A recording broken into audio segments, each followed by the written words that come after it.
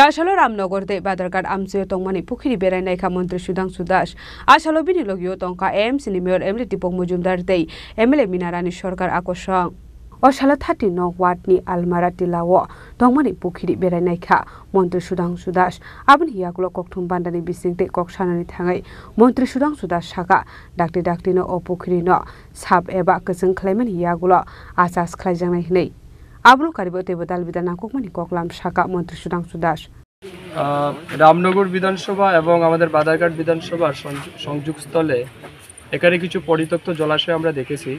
আপনাকে বলে রাখি, ফিশারি ডিপার্টমেন্ট ইতিমধ্যে সিদ্ধান্ত নিয়েছে আমাদের রাজ্যে যতগুলি পরিত্যক্ত জলাশয় রয়েছে বা আনইউটিলাইজড ওয়াটার বডিজ রয়েছে এগুলিকে ফাংশনাল করার সিদ্ধান্ত ফিশারি ডিপার্টমেন্ট নিয়েছে গত বছর থেকেই।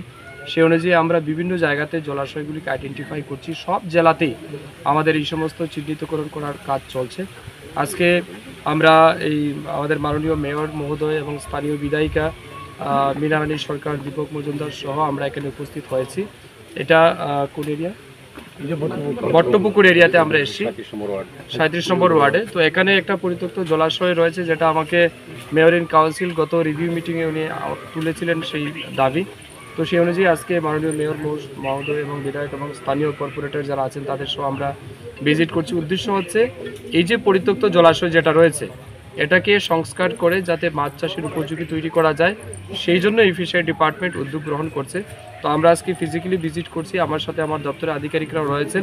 আমরা সেটাকে খুব দ্রুত চিহ্নিত করে আমাদের ইঞ্জিনিয়াররা এখানে আসবে এবং এগুলি করে আমরা আগামী দিন এই জলাশয়কে মাছ চাষের জন্য আমরা তৈরি করব। কারণ আমাদের লক্ষ্য হচ্ছে মাছের যে চাহিদা আমাদের রাজ্যে রয়েছে এই চাহিদা পূরণ করার জন্য কোনো জলাশয়কেই ফেলে রাখা যাবে না, সমস্ত জলাশয়গুলিকেই মাছ চাষের আওতায় যুক্ত করতে হবে। এই উদ্দেশ্য নিয়ে আজকে আমরা এসেছি এবং আমরা খুব দ্রুত তার কাজ শুরু করব ফিশারি ডিপার্টমেন্টের মাধ্যমে। দেখি সারা রাজ্যে এখন পর্যন্ত প্রায় আমরা 200-রও বেশি ওয়াটার বডিজ আইডেন্টিফাই করেছি যেগুলি আনইউটিলাইজ কন্ডিশনে রয়েছে। আরও বেশি সংখ্যায় আছে, কিন্তু একসাথে আমাদের ফিনান্সিয়াল কনস্ট্রেন্টও আছে, সবগুলি করা যাবে না।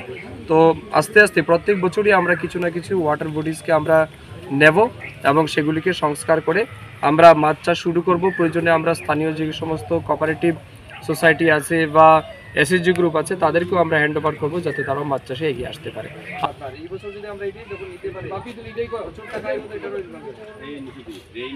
Raza Koragul Nisimi Pronov Nikoktum Chini Korang